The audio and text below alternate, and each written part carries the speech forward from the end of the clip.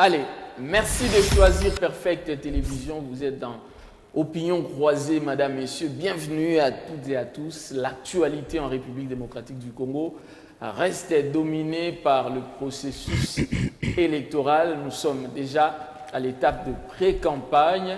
Sur les terrains, les acteurs politiques se déploient. Certains vont déposer leur candidature à la CENI, d'autres sont sur le terrain pour la redynamisation de leur parti politique, à l'exemple de Moïse Katumbi qui est dans le Congo central. Hier, on a vu Franck Diongo déposer sa candidature. De l'autre côté, Matata Ponyo qui a déjà déposé la candidature en premier et traqué par la justice. Martin Fayoulou, lui aussi qui avait décidé de ne pas, en tout cas, participer à ces élections, apparemment change d'avis. Il aurait promis de déposer sa candidature dans les tout prochains jours. On parlerait de la date du 7 octobre.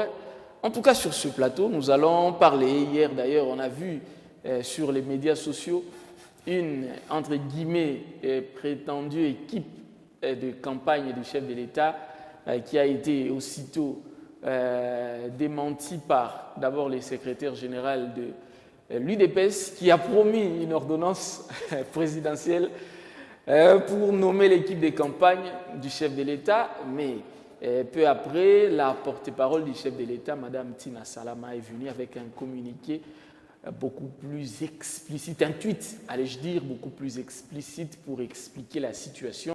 Donc jusque-là, pas d'équipe de campagne du chef de l'État. Pour en parler, nous recevons sur ce plateau Pascal Onge, un journaliste, analyste politique, une belle veste. Merci cher frère pour l'invitation. Je me réserve le droit de présenter les autres, même s'il y a un parmi nous qui m'agace souvent, il est en face de moi.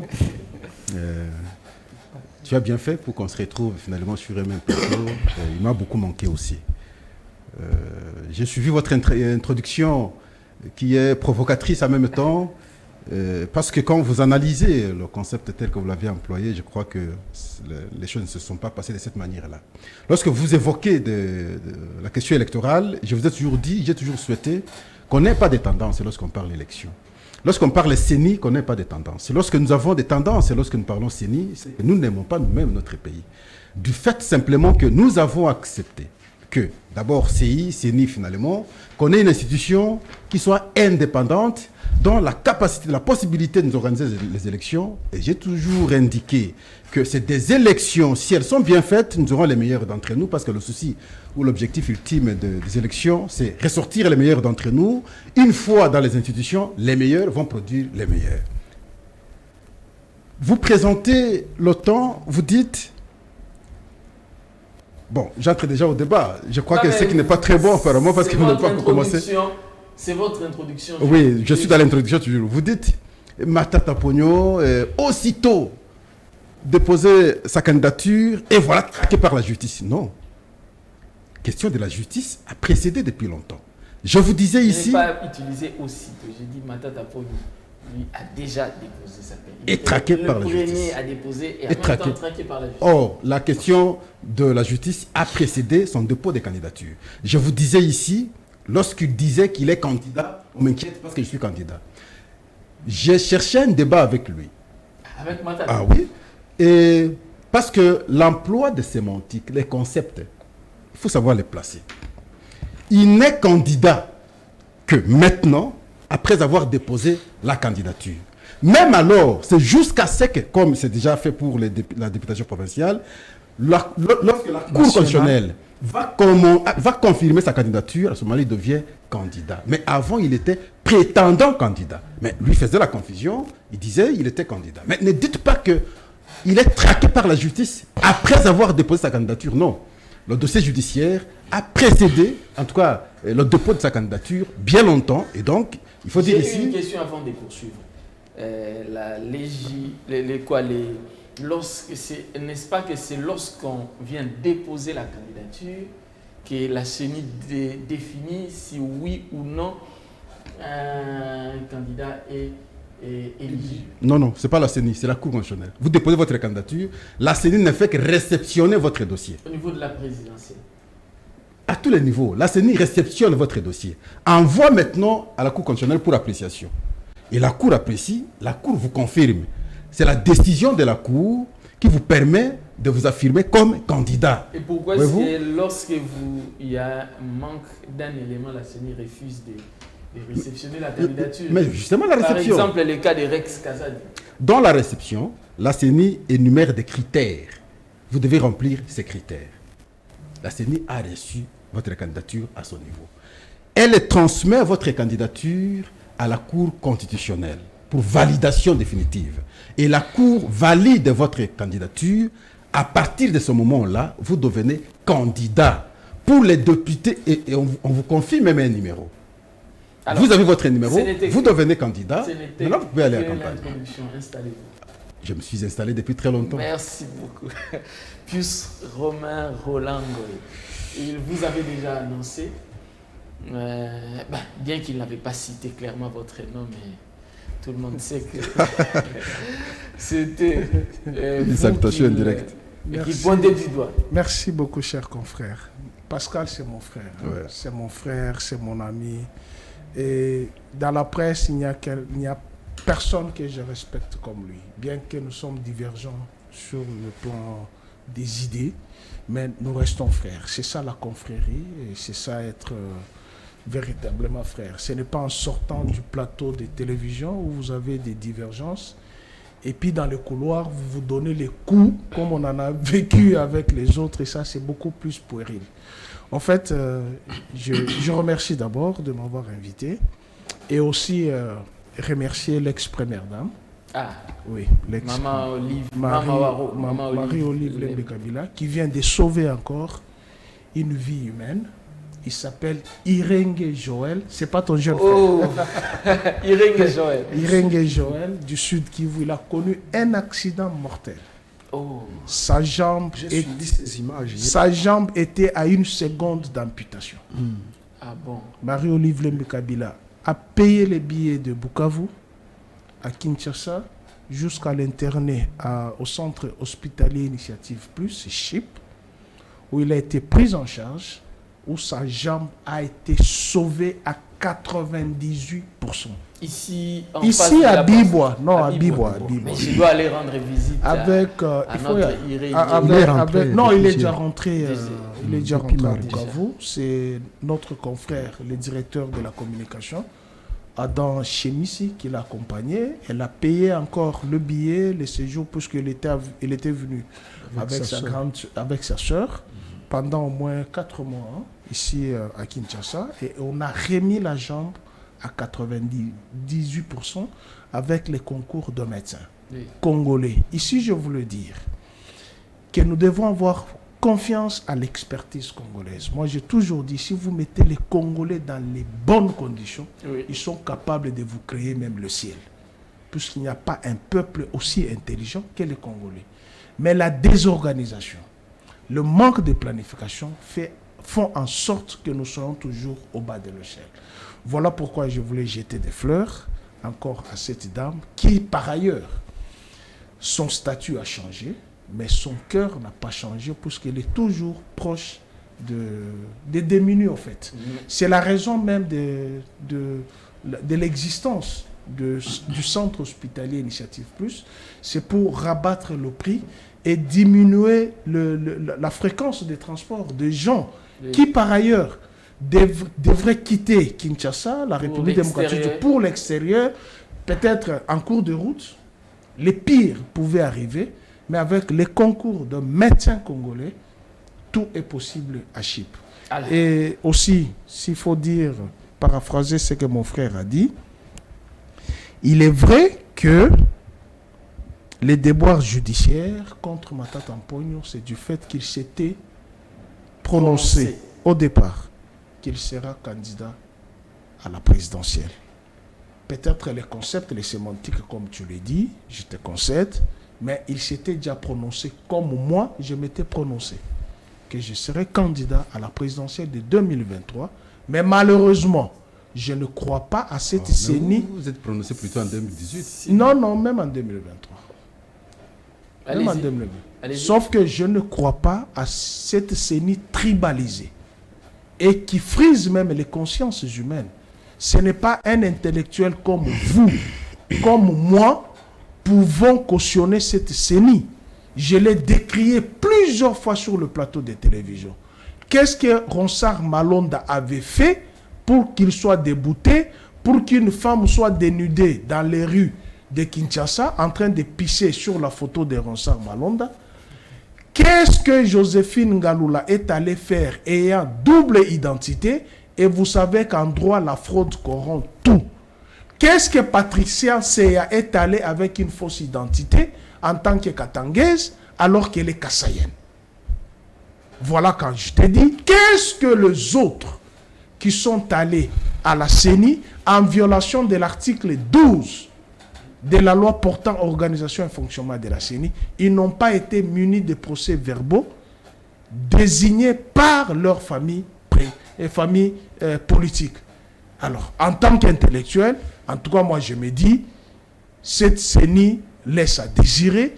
Même ceux qui sont allés déposer leur candidature, nous allons en parler j'ai peur qu'ils subissent le syndrome des rames. Merci beaucoup. Nous allons en parler en long et en large, mais je profite également de ce... Non, c'était une mise au point. Hein, ouais, avec mon ami, pour entrer dans le bain, en fait. Le recadrage revient. Oui, vous serez encore recadré. Je comprends. Donc, je profite de ce plateau pour féliciter Maman Olive Lembe, comme vous l'avez dit, pour avoir aidé Irenge. Oui, voilà. Irenge.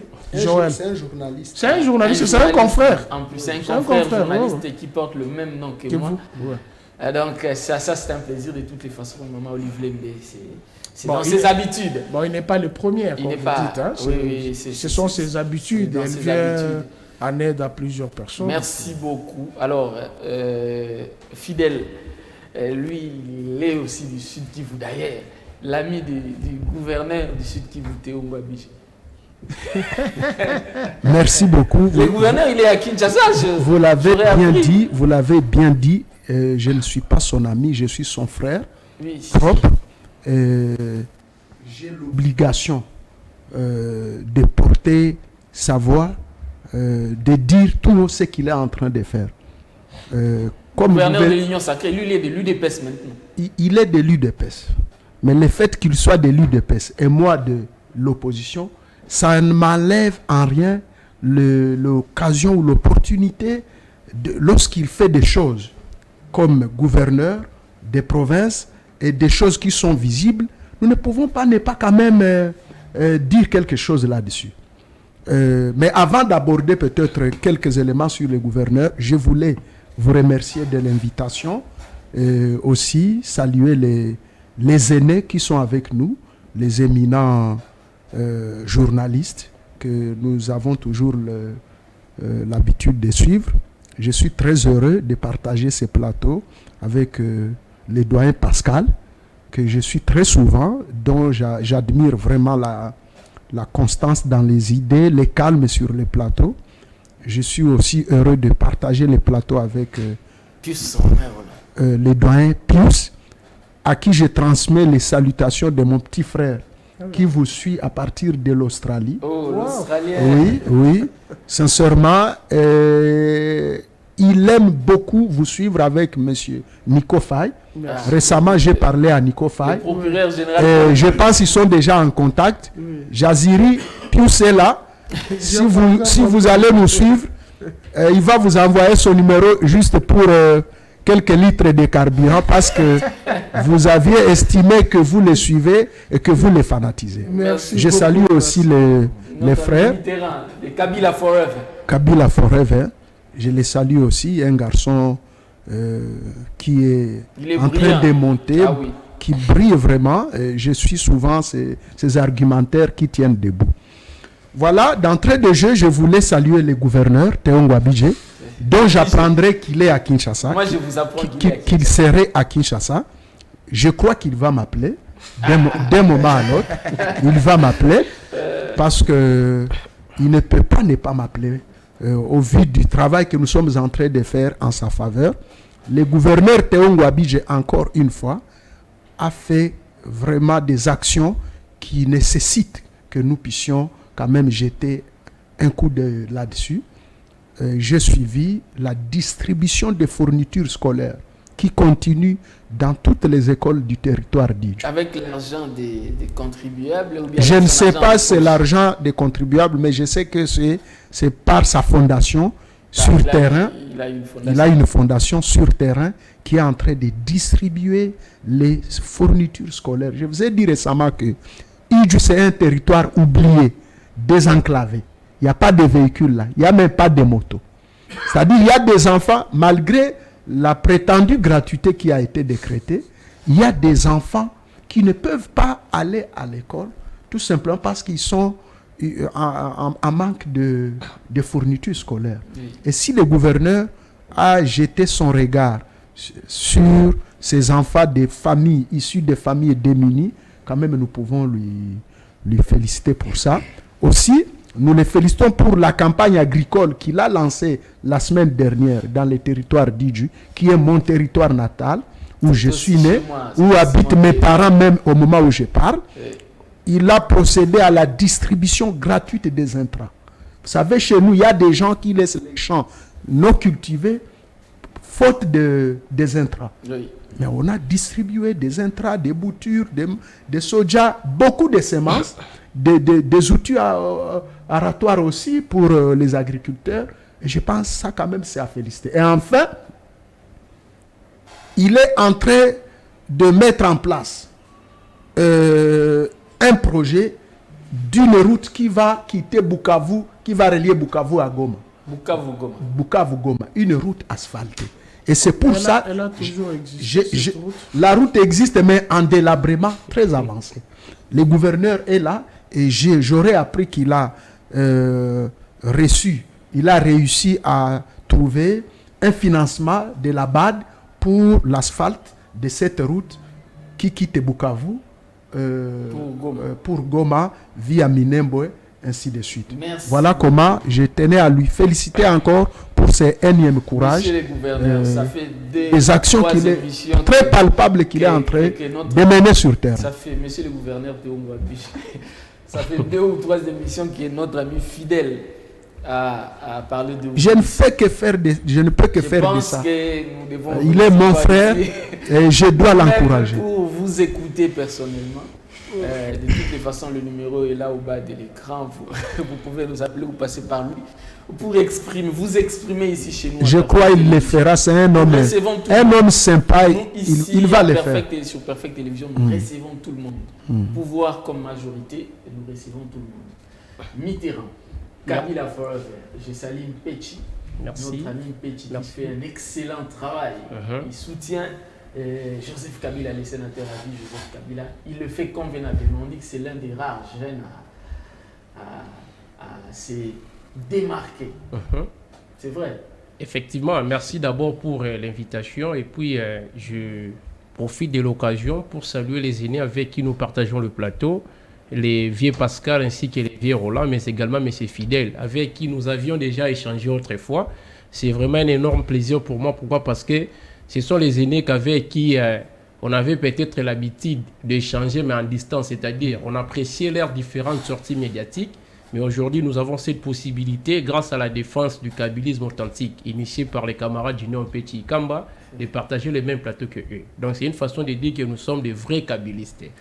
Nous n'avons pas travaillé avec le président. Vous êtes plus kabyliste que plus Romain Roland, parce que plus... Non, c'est Kabila, c'est un visionnaire qui a plusieurs compartimentations. Dans ces différentes compartimentations, il y a Pius, il y a Junior Petit, il y a Mitterrand Ilunga, il y a Kipalamoto et consorts. Et puisque j'ai cité le nom de Kipalamoto, occasion faisant les larrons, j'en profite ici de rappeler, bien qu'il n'existe pas de manière unanime un contenu minimum quant à la définition de la notion de l'état des droits, mais j'en profite ici de définir cette notion à la manière de Jacques Chevalier. Ce dernier a dit que l'état des droits implique que la liberté de décision des organes de l'État soit à tous les niveaux limités par les normes supérieures, dont les respects seraient garantis par l'intervention du juge. C'est-à-dire, avant d'arrêter dans les contextes d'un état des droits, les normes supérieures ici ne sont rien d'autre que les tests des droits faisant partie de votre arsenal juridique.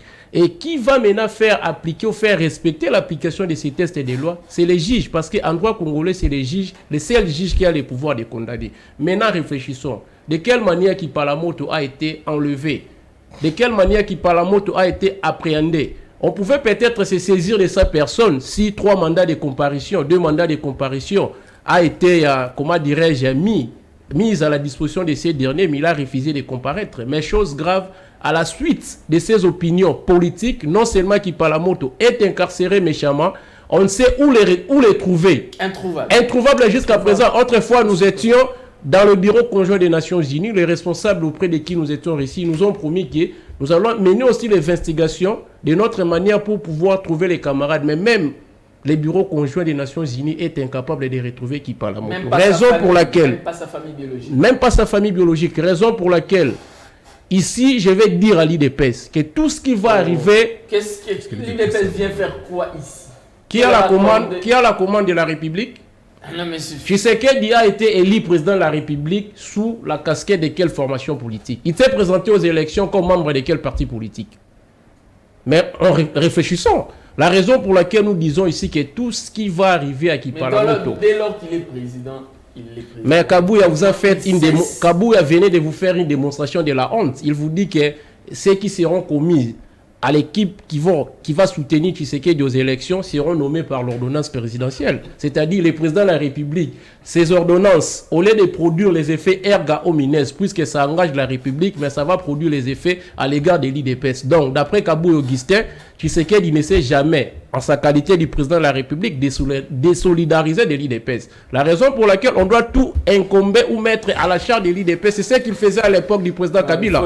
Pour finir, j'ai entendu Pascal essayer un peu de dire un mot sur la CENI, surtout sur les dossiers Bukangalonzo, ayant pour bête noire.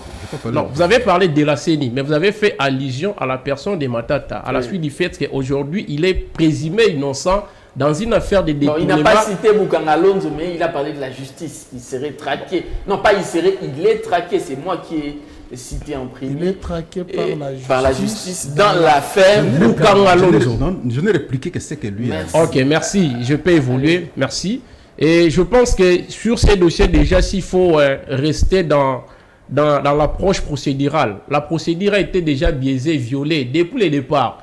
La raison pour laquelle nous, praticiens des droits, on ne peut pas aujourd'hui, avec honnêteté scientifique, suivre cette comédie que la Cour constitutionnelle est en train de nous livrer. Et puis, au sujet de la CENI, je voudrais seulement parler aussi d'une autre manière, toujours sur ce que venait de dire Pascal. Dans la compétition électorale, il existe 2 phases. Il y a la phase administrative et la phase judiciaire. La phase administrative, c'est la phase pendant laquelle les différentes personnes qui ont les ambitions de gérer la République, selon qu'il s'agisse de la députation nationale ou de la députation provinciale qui est de la présidence de la République, se présentent auprès de la CENI pour déposer leur candidature. Oui. Maintenant, la CENI passera à la vérification des différents documents y afférents. Lorsqu'elle estime que vous ne remplissez pas les conditions sine qua non pour être éligible, la CENI va vous mettre de côté. Oui. Après cette phase, il intervient une phase judiciaire qu'on appelle la phase des contentieux préélectoral, c'est-à-dire la CENI aussi a ces pouvoirs-là permettait de mettre de côté les documents d'un candidat qui ne répond pas au critérium. Oui. On en a déjà vu ici dans l'histoire électorale de notre pays. Donc c'est de cette manière que j'allais parler pour pouvoir remettre un peu de la lumière. Merci beaucoup. Alors abordons maintenant les fonds. Processus électoral. Aujourd'hui, nous avons... il préfère en avoir deux. Je vais avoir deux. Voilà, au niveau de la réalisation, déjà, il y a un micro ici qui a besoin de piles, si vous pouvez voilà, nous aider. Voilà, 2 micros déjà, parce qu'on veut que les messages passent réellement à la maison. Alors, entrons dans le vif du sujet. Aujourd'hui, nous sommes déjà à l'étape préélectorale. Nous avons par exemple Moïse Katumbi qui est sur le terrain. On a vu les différentes tournées de Moïse Katumbi. À ce jour, il est dans le Congo central. En dehors de Moïse Katumbi, Franck Diongo a aussi déposé sa candidature. Martin Fayulu annonce aussi le dépôt de sa candidature pour le 7 octobre, alors qu'avant, il avait dit qu'il ne participera pas à ce processus électoral parce que, comme a dit Pius Roland, Denis Kadima prépare un carnage. Évitons des affirmations. Denis Kadima ne prépare pas un carnage. Ça sont des affirmations qu'il faut éviter. Caravane, peut-être je vais comprendre. Carnage. Bon, puis j'ai compris, l'ami dit, je ne suis pas allé comme candidat en 2023 parce que la CENI est tribalisée. Oui. Et alors que, il vous a dit, je suis son frère, hein? Pas comme l'ami avec Mbouabidje. Je suis son frère. 2018, il a été le premier de quiconque à avoir annoncé qu'il sera candidat. Plus. Et moi là, dans nos blagues sur plateau, on évoquait la question. Mais curieusement, on arrive au moment de dépôt des candidatures. Et c'est plus qui vient calmement là, mon frère, moi je ne dépose pas la candidature. Pourquoi? Je ne dépose pas. Je ne sais pas si la CENI à son temps était aussi tribalisée. Parce que le fait qu'il n'ait pas déposé sa candidature, cette fois-ci, il évoque que la CENI est tribalisée. Donc je considère que même en 2018, lorsqu'il n'avait pas déposé la candidature, la CENI était tribalisée. Fidèle parle de son frère, son grand frère, son frère alors substantiellement. Oui. Et il appuie ses réalisations en province, et voilà, il a fait ceci, ça c'est une bonne chose. N'oubliez pas que le chef de l'État a comme représentant en province les gouverneurs. Donc il faut mettre. Lorsque vous appuyez les réalisations du gouverneur, mettez en tête que vous appuyez également les chefs de l'État.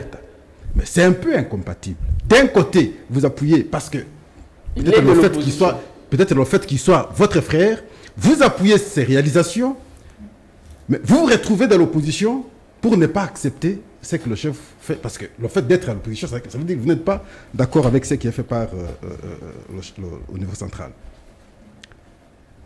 Je suis chez mon frère aussi,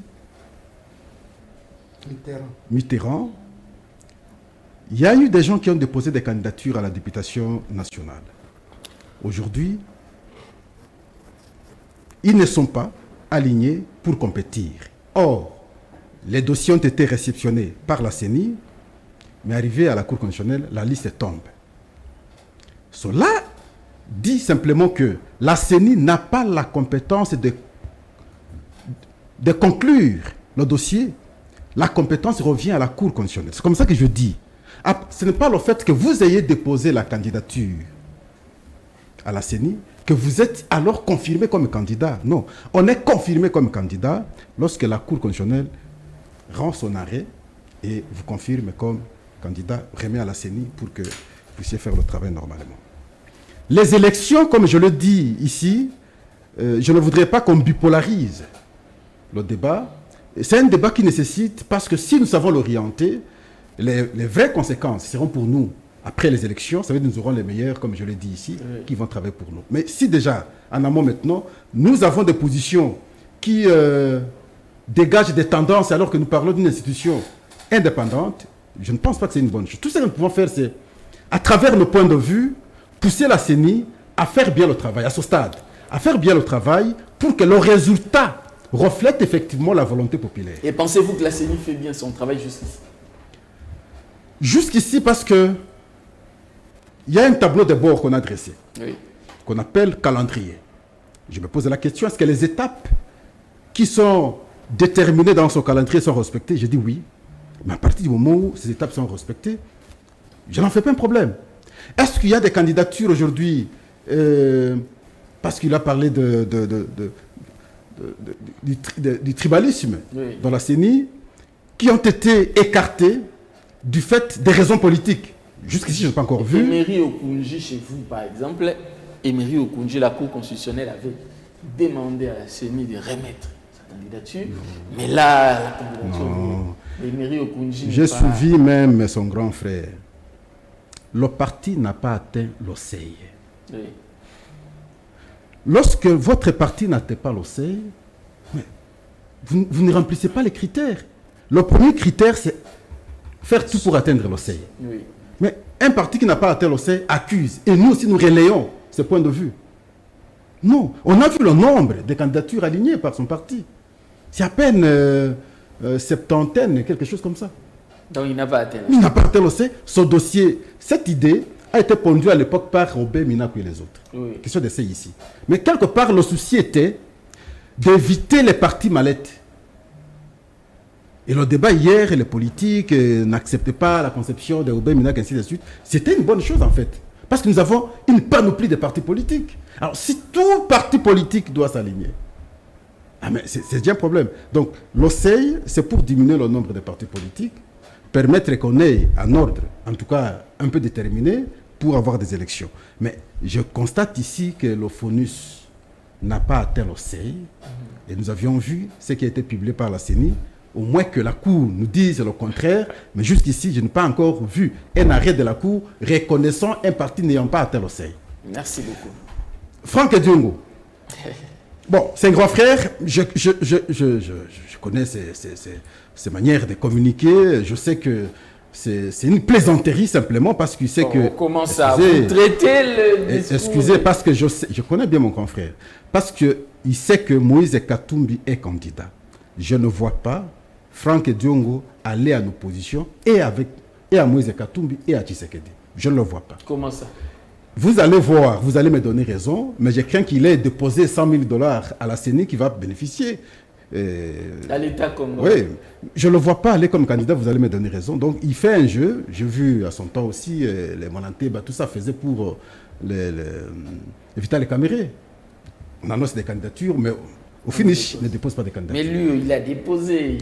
Vous allez voir, je ne vois pas aller en opposition avec donc Moïse Katumbi. Donc vous ne prenez pas Franck Ediongo. Moïse Katumbi, vous avez évoqué son cas, il est à travers les provinces. Moïse Katumbi, c'est un candidat à prendre au sérieux, très au sérieux. C'est pas moi qui dois... non, mais vous, en tant que journaliste, au vu de ce que vous regardez ce que vous voyez sur le terrain, et le poids politique. À ce stade, c'est les élections. Nous avons accepté les élections, que chacun batte campagne de sa manière. Mais Moïse Katumbi, c'est quand même un poids lourd. Vous voulez que moi je dise que Moïse Katumbi, c'est un poids lourd? Je dis, Moïse Katumbi, c'est un candidat comme les autres, il bat campagne. Ce n'est pas à moi de dire Moïse Katumbi. Est-ce que, par exemple, aujourd'hui, c'est un péché que de dire, par exemple, que Félix Tshisekedi... Mais comment moi, un journaliste...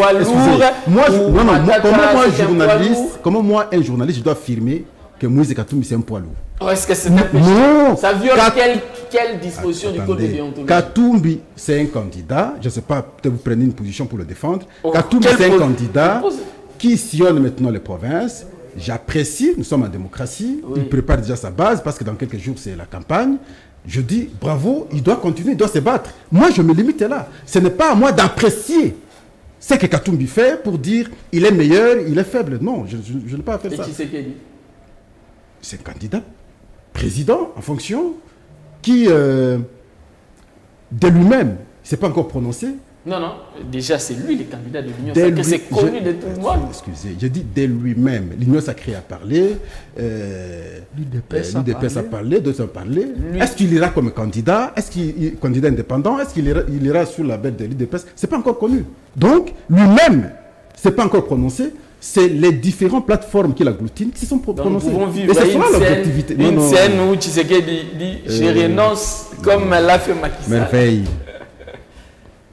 Je veux qu'on garde les faits. Les faits tels que lui-même ne s'est pas encore prononcé. Les partis se sont prononcés. Ça, c'est l'évidence. Lorsqu'il va se prononcer, nous allons également évoquer son cas. Mais s'il faut parler de son cas, nous allons apprécier finalement ce que les regroupements qui l'entourent se sont prononcés. Mais il y a Martin Fayoulou. Oui, c'est sur votre plateau ici que je vous disais que ça a été imprudent de refuser qu'on dépose des candidatures au niveau de la députation nationale et provinciale, prétextant qu'on n'a pas eu la possibilité d'auditer le fichier électoral. Je disais ici qu'à partir du moment où nous avons le calendrier, comme je viens d'évoquer ici, le calendrier a ses étapes. Lorsqu'on aura terminé l'étape de dépôt des candidatures, on ne saura pas revenir. Oui. Alors, si lui n'aurait pas déjà déposé les candidatures, c'est lui qui aura perdu. Si un jour il s'attendait avec la CENI. Mais aujourd'hui, avant qu'on ne réponde à ces demandes, après avoir dépassé le délai pour le dépôt des candidatures à la députation nationale et provinciale, et voilà, il est devant un fait accompli où lui-même accepte d'aller déposer la candidature. Là aussi, c'est sa liberté. On ne peut pas l'en vouloir. Qui dépose la candidature, la campagne arrive, chacun va battre campagne, et le peuple va décider qui Merci beaucoup. Devra confier la confiance pour les 5 ans. La parole va circuler, plus Romain Roland Ngoy. Il a fait la lecture sur les différents candidats, Moïse Katumbi, Franck Diongo, Matata Pogno, vous avez Martin Fayoulou, parce que déjà les PPR de Joseph Kabila c'est exclu. Vous oubliez Delis Sesanga. Ah, Delis Sesanga aussi, merci. D'ailleurs, il est candidat. Oui, d'ailleurs, nous serons en congrès à Boma. Du 30, oui. À Boma. Ils vont appuyer Moïse Katumbi. Merci beaucoup. Vous aurez la parole, vous allez mieux nous expliquer. Alors, votre lecture sur ce qui se passe, Pascal refuse d'admettre à haute voix que Moïse Katumbi c'est un grand leader. Joseph F. Félix Tshisekedi, c'est un grand leader. Il préfère jouer à... Merci beaucoup. Pas comme ça. Merci beaucoup, cher confrère. Il est libre. Hein? Oui. C'est un journaliste. La pensée est libre. Il est libre de dire ce qu'il veut. Mais moi, je voudrais d'abord lui apporter quelques précisions. C'est vrai, on en parlait depuis 2016. Que je serais candidat à la présidentielle et je prenais ça au sérieux. Oui. Nous discutions avec lui pour changer certaines choses. Parce que depuis que le Congo est Congo, il n'y a que les gens qui ont un doute sur le cursus universitaire. Un doute? Oui, il y a un doute sur un cursus universitaire. Comment ça? Non, je dis que le Congo est Congo. En dehors des musées et de Joseph Kabila, tous ont un doute sur un cursus universitaire. Je pèse bien mes mots. Ça veut dire? En dehors des musées. Oui. À la magistrature suprême. À la magistrature suprême. Tous ont un doute sur un cursus universitaire. Comment ça? Kasavubu n'était qu'un séminariste. Mobutu n'était qu'un éphoïste, bien qu'il était journaliste, il n'était pas universitaire. Et l'actuel, il y a la Belgique qui pose un sérieux problème. Non, l'actuel a un diplôme universitaire. Non, ce n'est pas ce que l'Institut de carrière et de commerce qui nous a dit. Il ne faut pas créer des choses. En tout cas... Mais Kabila avec quel niveau alors? Il a un master. Ce n'est pas ça le débat. S'il vous plaît. S'il vous plaît. Ce n'est pas ça. C'était quand? Il a obtenu quand? Il est président depuis 2000. Le titre bien l'élément de l'obtention de ces titres. On cherche d'abord les titres. Ce n'est pas ça le débat. Et puis il a fait, s'il vous plaît, ne nous détruisons pas du débat. Il a été retenu même assistant là-bas au Japon, à l'académie militaire. Ce que nous disons ici est vérifiable. Ne nous détournons pas du sujet. Moi, je voulais parler par rapport à ma candidature évoquée en 2016. Poursuivez. C'est pour dire qu'on devrait changer les choses pour ne pas permettre à ce que le Congo souffre d'un doute universitaire. C'est de ça. En 2018, si je ne me suis pas présenté, ce n'est pas puisque la CENI était tribalisée. Parce que la CENI de 2018 n'était pas tribalisée. Nanga n'est pas de la même famille, n'est pas d'une même province avec Joseph Kabila. Ni Koutekala, ni Kalamba. Non. Ici, il y a 3 du Kasaï oriental. Je pèse bien les mots. Ni Katintima. 3. Je pèse bien les mots. Je répète encore, j'étais sur le plateau de Télé 50 avec Israël Mouto et Israël Moutala. Cette question, nous l'avons débattue. Il avait dit non, ils sont du Kasaï, mais l'un central, l'autre... Ces jours-là, je m'en souviens, c'était au club. J'étais là, moi aussi, sur ce plateau-là. Et comment voulez-vous, chers confrères, avec une CENI pareille, un chef de l'État, bien que vous dites qu'il ne sait pas prononcer, il sait prononcer. La mise en équipe de coordination de François Mwamba, c'est déjà une production. Non mais Tina Salama a démenti. Augustin Kabouya a démenti. Kabouya a dit que nous attendons l'ordonnance. Est-ce qu'il faudrait... Je vais revenir sur l'ordonnance. Je vais revenir sur l'ordonnance. Kabouya a dit que nous attendons l'ordonnance. Je vais revenir sur l'ordonnance.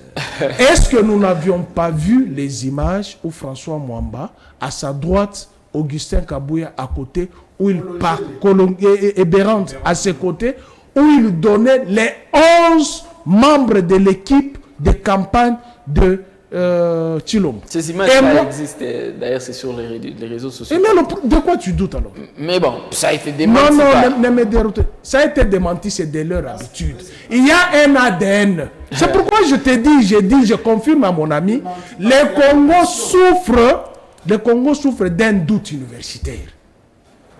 Comment vous pouvez démentir quelque chose à moins de 24 heures? Moi, je viens d'écrire un article sur ça. Où vous trouvez sur les 11 membres de l'équipe de campagne de Tshilombo, annoncée par François Mwamba Tshishimbi, 9 sont du Kasaï, 1 de Kwilu, 1 de Congo central. C'est puisqu'il y a eu pression qu'ils ont fait les rétropédalages. Mais l'image existe. Comment mon frère peut dire que Tshilombo ne sait pas prononcer? Alors il y a une équipe de campagne. Cette équipe de campagne, elle est pour qui? Parlons en tant qu'universitaire, en tant qu'intellectuel. Mais parlons-en. Hein? Parlons-en. Il aura son temps d'antenne. Mais oui, moi je ne peux pas mettre une équipe de campagne aussi longtemps que je ne suis pas candidat. Je ne peux pas. C'est inadmissible, c'est irréfléchi. Ou soit c'est un ballon d'essai qu'il a tenté de jeter dans l'opinion. Je persiste, je signe, chers confrères, la CENI, si bien que vous dites que nous devrons pousser la CENI à faire bien des choses, il n'y a que vous voyez ces belles choses faites par la CENI. Mais on ne peut pas aller avec une équipe, je vous ai cité les noms. S'il faut que je cite 1000 fois, puisque c'est avéré, Denis Kadimaï du Kasaï oriental. Joséphine Ngaloula, il y a un doute. Tantôt Kasaï oriental, tantôt Lomami. Patricia Seya, quand je le dis... Elle n'est pas du Katanga. Mon frère, raisonnons. Moi j'étais à l'Assemblée nationale, il sait. Lorsque Jean-Marc Abound est parti de l'Assemblée nationale, qui devrait le remplacer? C'était Patricia Ntse. Au nom de quoi? Ah oui, hein, là-bas, ce poste-là a été réservé à l'espace Grand Kasaï. Pour preuve, Mbataïla, il est de quelle province? Raisonnons comme des humains. Ne raisonnons pas, comme mon frère dit, ne bipolarisons pas. Non, ici, c'est une institution truffée. Il est du Kasaï? Non, Kasaï, oui. Non, je parle du Grand Kasaï. Lui parle de quelle province? Pose la question. Le Grand Kasaï aujourd'hui n'existe pas. Le Grand Katanga n'existe pas. Il n'y a pas une identité que vous voulez décliner. Patricia, c'est de quelle province? Dites-moi, elle est de quelle province? Non, mais vous ne vous posez pas des questions. Non, puisque moi, je continue à affirmer, elle n'est pas du Katanga. Elle est de quelle province? Elle n'est pas du Haut-Katanga. Elle est de quelle province? Elle est du Kasaï oriental. Ah, merci. Il a précisé. Je précise, elle est du Kasaï oriental. Elle est née au Katanga. Elle a été élue au Katanga. Mais sur la liste des citoyens boss, lorsqu'on envoyait les membres à la CENI, on devrait décliner la province d'origine. Bah, moi, j'ai connu des gens, il est originaire du Sud Kivu, mais il est élu au Congo central. Non, là n'est pas le problème. Ça, ce n'est pas un problème. Oui, parce que ça, c'est pas. Je connais ce compte de Villa Kikanda. Oui. Il est du Congo central. paix à son âme, il a été élu à Goma du fait du travail qu'il avait fait là-bas. Oui, il est de Sankourou, mais sa base c'était Stanleyville.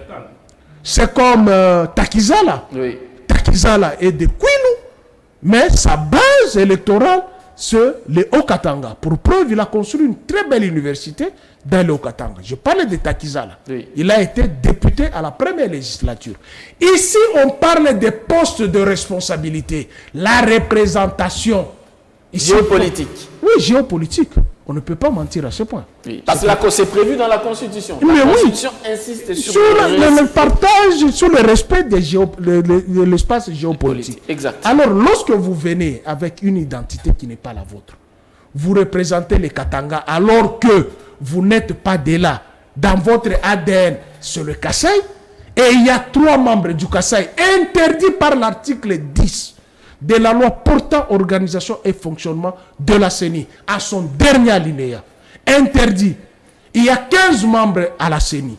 15 membres au bureau de la CENI. Je termine, c'est très important. Terminez parce que je suis professeur d'enseignement. Merci, on le sait. Oui, je suis professeur d'enseignement. Il y a 15 membres. Nous avons 26 provinces. Au nom de quoi le Kasaï oriental doit avoir 3 membres? Alors que nous avons déjà un potentiel candidat qui est Kasaï. Et pourquoi nous ne pouvons pas décrire déjà que le germe de la tricherie sont déjà jetés? Alors, merci beaucoup. Chutez pas. Alors, par rapport aux différents candidats, oui, je pense que mon ami a raison. Pascal a raison. Il ne nous revient pas à nous de dire tel est poids lourd, tel est poids lourd. Ici, il est question d'établir le bilan de chacun. Le bilan. Puisque tout le monde a géré. Tout le monde. Oui. Ah oui. Mais oui, tout le monde. Matata a été Premier ministre. Mais oui.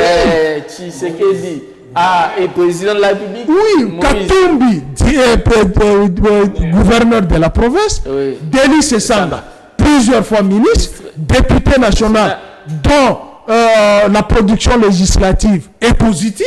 Franck Diongo. Il n'a pas géré. Il n'a pas géré. Il a été député national, bien qu'il avait été repris par Chadari par rapport à un travail. Rex Gazadi. Non, Chadari. J'ai dit Rex Gazadi. Non, lui, c'est un ancien combattant qui frappait les. Moutamba. Qui Moutamba. Non, mais ce sont des candidats. Il y a des candidatures fallacieuses. Il y a des candidatures à prendre au sérieux. Oui. J'ai dit les candidatures à prendre au sérieux. Regardons ceux qui ont géré. Oui. Établissons les bilans par rapport à ceux qui ont géré. 1. Oui. Matata. Oui. Quel est le bilan de Matata par rapport à sa gestion à la tête de la primature? En quelques si ça dépendait de moi, si ça dépendait de moi, oui, la gestion de Matata, oui, est positive de 92%. Ah bon? Mais oui, je vais commencer à énumérer un à un. Non, soyez bref. Non, ici nous parlons des questions électorales. On ne vend pas les candidats. J'ai donné raison à mon frère. On ne peut pas dire qui est poids lourd, qui est poids mouche, qui est poids plume, qui est poids faible. Ici, il faut établir les bilans. Oui, allez-y alors. Vite, comme le ça, bilan de Matata, il nous a laissé 4 avions. Oui. Dont le pouvoir d'aujourd'hui a 0 avion. Il nous a laissé la bancarisation, oui, dont l'ancien pouvoir volait l'argent de mes pères et fonctionnaires. Oh. Mais comment? Qui oublie ça? Matata a construit 782 écoles. Mais comment? La liste. Tu as vu la liste avec moi, oui. Mais j'ai vu quelqu'un dire que Matata n'a construit aucune école. Il faut l'amener à CNPP. C'est lui qui a dit ça. Il faut l'amener à CNPP. Ah oui. Alors, il a construit l'université. Oui. Quelle université? Parce qu'ils disent qu'il a construit l'université Mapan. Mais comment? L'université de Kindu aussi. Mais ceux qui étudient là-bas sont les animaux. À l'université de Kindu. Mais il y a les universités à Kaziba. Toi, tu es du sud Kivu. Okay. Vrai ou faux? Il n'y a pas des universités à Kaziba. Officiel. Mais comment? Okay. Moi, j'ai vu ces. J'étais amené à l'université de Kindu, construit par Joseph Ah Fabio. oui, j'étais amené là-bas. J'ai vu ça. Même là, tu as vu les mais je l'ai amené les expatriés de quoi? Il y a Camerounais, les Tchadiens, les Égyptiens qui étudient là-bas. Je l'ai amené là-bas. Établissons les responsabilités. La République démocratique du Congo, depuis qu'elle a été... La réforme de l'administration. Attends, j'en arrive. Ici, j'ai parlé des questions de bilan. Oui. Pas des poids lourds, poids mouches. Ici, question de bilan. Ne parlons pas de l'ENDA qu'il a remis. Nous avons les ministères nationaux qui étaient locataires autrefois. Est-ce qu'aujourd'hui, on peut dire qu'il y a un ministère qui est locataire? Ça n'existait pas. Hein? Mais comment? C'est le bilan de qui? Parlons des Transco. Qui a amené Transco ici? Ils vous disent qu'il y a eu de Soutraz à l'époque et tout. Mais on a trouvé combien de bus de Soutraz? Moi, j'entrais par moi et lui, quand nous allions à l'université. Nous entrons par la fenêtre, non? Il est là. Même Transam, même City Train, nous entrons par la fenêtre. De l'aéroport jusqu'au pont Matete, qu'ils vous disent ici les sincères. Il y avait combien de stations d'essence? De la première rue à la 18e rue, il y avait combien de stations d'essence? Est-ce qu'il y avait la société, il y avait un ministère qui gérait le pétrole, comme on a créé Sonaïdro, en dehors des CEP, des finances appartenant... la parole on parle de l'esprit de vie. Oui. On a donné les crédits ici, aux Congolais, avec l'esprit de vie. Les gens se sont retrouvés là-dedans. Mais il y a plusieurs domaines. Si on veut suivre candidat, et il faudrait que ça soit cette thématique. Merci beaucoup. De poursuivre chaque candidat selon son bilan. Alors, fidèle. Pas selon les poids mouches, poids plumes ou poids légers. C'est là le débat. Merci. Je souhaite prochainement vous organiser. Parce que quand nous parlons élection comme ça, merci beaucoup. Voilà, tout le monde qui me rejoint. C'est le professeur d'enseignement gratuit qui donne la matière. Maintenant, quand on parle des candidats actuels, vous allez parler. Non, que je termine. Quand on parle des candidats actuels, 1. Tribalisme. 2. Arrogance. 3. Arrestation arbitraire. 4. Où est notre argent des rames? 5. Thomson. 6. Les militaires. Moi, on m'a promis. C'est tout ce que j'attends. Je dois voir l'Allemagne de l'Afrique. Je dois voir un Kige à Goma où quelqu'un va mourir pour le Congo. Kabila a laissé 145 territoires. Aujourd'hui, nous sommes amputés de quelques territoires. C'est pourquoi j'ai lancé ce concept. Oui. Parlons bilan, ne parlons pas poids lourd, poids plume, poids léger. Merci beaucoup. Alors, Mitterrand, vous êtes de Kabila Forever et Kabila ne sera pas candidat. Donc, vous n'êtes pas concerné par le processus électoral. Cependant, il y a quand même des candidats qui, selon vous, ont un bilan à présenter à la population qui mérite, par exemple, de nous diriger, parce que ce n'est pas parce que Kabila n'est pas candidat que le Congo n'aura pas de président. Il faut qu'il y ait un président. Oui, merci. Qui, selon vous, en tout cas, a un bilan largement positif et qui peut mériter la confiance de la population pour faire mieux, par exemple. Merci beaucoup. Il y a à boire et à manger dans votre question, mais seulement je voudrais... À boire et à manger quoi? Il y a à boire et à manger. Je vais y revenir. Il y a à boire et à manger. Je voudrais ici préciser une chose. Je suis d'accord avec Pascal lorsqu'il dit que c'est l'arrêt de la Cour constitutionnelle qui, à partir de son contenu, donne les définitions sur les différentes personnes qui sont appelées à prendre part à la compétition électorale. Mais cependant, à l'échelle macroscopique, il convient ici de dire que la CENI, pendant les moments de la réception des candidatures, a aussi ce pouvoir-là de déclasser les dossiers. Ce que nous disons ici est vérifiable parce que les jurisprudences en la matière sont légion. Je vais dire quelque chose rapidement. Vous savez, les élections, c'est parmi les modalités où la question de l'élection, c'est une question faisant partie d'une des modalités la plus démocratique dans la conquête du pouvoir. Parce qu'en sciences politiques comme en droit constitutionnel, nous avons les modalités modernes d'acquisition du pouvoir politique. Parmi ces modalités, la modalité la plus démocratique, c'est la voie des élections. Maintenant, pour pouvoir prendre part à la compétition électorale, il y a des procédés, il y a des préalables. À partir du moment où ces préalables ne sont pas pris en considération, on ne peut pas prendre part à la compétition électorale de manière aventurière. Si nous, kabilistes que nous sommes, si nous, Kabila Forever, si nous, FCC, avons refusé de prendre part à la compétition électorale ayant pour géniteur M. Kadima, qui est ressortissant l'émanation de la poche de M. Félix Tshisekedi, ici avec raison. Non, mais pourquoi vous le dites en toute légèreté que M. Kadima je vais y revenir. Et l'émanation de la poche de Tshisekedi? C'est quelqu'un qui travaille d'abord premièrement sous malédiction. Comment ça? Non, vos termes sont forts quand même. Mais ce que nous disons est vérifiable. Vous vous souviendrez que lors de sa désignation, les deux confessions religieuses les plus grandes de notre pays, l'Église catholique et les CC, se sont retirées. C'est une manière de maudire ces messieurs. Et puis c'est un monsieur qui est très dangereux pour la République. Il risquera de nous produire les chaos électoraux. L'abbé Donatien Cholet l'a démontré récemment dans une radio de la place. Et puis... Attends, je vous complète. Il y a le porte-parole de l'ECC. Je viens d'avoir sa vidéo. Il a produit une émission où il dénonce le comportement de Kadima. Lorsqu'il les avait appelés, c'était juste pour échanger. Échanger sur le processus électoral. Mais la manière dont il avait pris la parole pour recadrer les autres. J'ai la vidéo avec moi, je vais vous l'envoyer. C'est-à-dire, lorsque vous avez déjà une bonne partie de la classe politique, ne parlez pas de la classe politique qui vient de naître à la faveur du pouvoir. Classe politique assise des hommes réfléchis, qui remettent en cause la crédibilité de la CENI. C'est ça ce que je rejoins encore, mon frère a dit, faisons les élections pour que nous soyons bénéficiaires.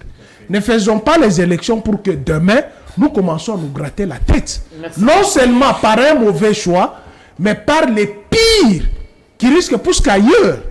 Les élections, c'est une fête, mais il ne faudrait pas que les élections soient une hécatombe ici chez nous. Merci beaucoup. Et puis, vous vous souviendrez aussi que nous, lorsque nous avions levé les faits de ne pas prendre part à la compétition électorale, déjà à l'entrée, déjà à l'introduction, à partir de l'opération d'enrôlement, nos justifications sont fondées. Lisons le chapitre 3 de la loi électorale. Vous comprendrez que la loi confère à l'opposition que nous sommes les quotas des 4 membres. À l'époque, lorsqu'on parlait de l'opposition, parce que Moïse Katumbi était encore dans l'Union sacrée, et Jean-Pierre Bemba, il ne faisait plus partie de la MOUCA. Lorsqu'il fallait parler de l'opposition, on voyait FCC, on voyait Martin Fayulu. Maintenant, réfléchissons. Les différentes personnes qui nous représentent, nous FCC, et Edith Mounizi, qui représente Martin Fayulu à la CENI, ont-ils été désignés par qui? Parce qu'avec la nouvelle loi, la modification qu'a connue cette loi électorale, on ne parle plus. On ne veut pas voir les représentants des groupes parlementaires à la CENI, mais on parle ici plutôt des composants politiques. C'est-à-dire, avant que vous soyez désigné à la CENI, il faut que vous ayez préalablement ça, avant que c'est une réalité politique, la bénédiction de vos pères. Posez la question à Mbosso, de vous brandir les procès verbaux signés par nos pères de l'FCC, envoyant, comment il s'appelle, Agé Matembo, et M. Didé Manar à la CENI, ces procès verbaux-là n'existent pas. Mais on vous parlera de M. Constant Moutamba. Bien sûr, ils risqueront de dire qu'ils faisaient partie du bureau politique, mais ils n'avaient pas le pouvoir d'engager l'FCC pour pouvoir en faire permettre la tautologie, désigner M. Agé Matembo.